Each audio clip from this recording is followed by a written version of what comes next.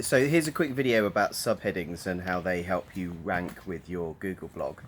I'm also sucking a little sweet, which is very unprofessional during a video. So subheadings do two things. The first thing that a subheading does is it mentally, for a reader, helps break up the text for you a little bit more in the same way that your photos and videos do. But also, let's say it's a blog review about Altra trainers. Most people kind of know what running trainers are, but they might not know what zero drop is.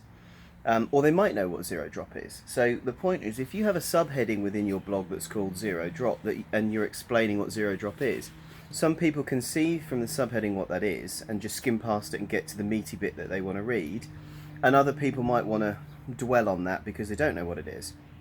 So subheadings are really useful for the readers because you don't know what ability a reader is when they come and what they know about already.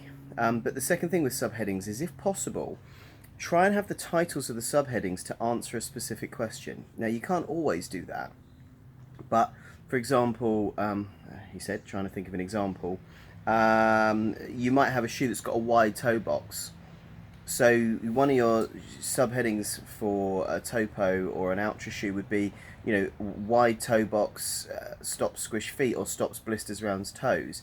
Now, it seems like a weird subheading, but what that's actually doing is when Google looks at your blog, if you've got loads of subheadings within your blogs that are also asking specific questions, Google thinks that and knows that you're likely to have more decent content, I think, and therefore your blogs tend to rank better. So if possible, instead of writing wide toe box, your subheading might be wide toe box eliminates blisters on toes, that kind of thing. So I'm trying to think of another example.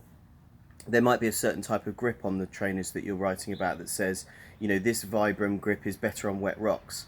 What that as a subheading, or wet rock grip for trail. So what that's doing is someone might be typing in, what's the best grip for wet rock, and they're going to find your blog review as well, rather than someone that's just specifically Googling your specific shoe that you're reviewing. So I hope that helps.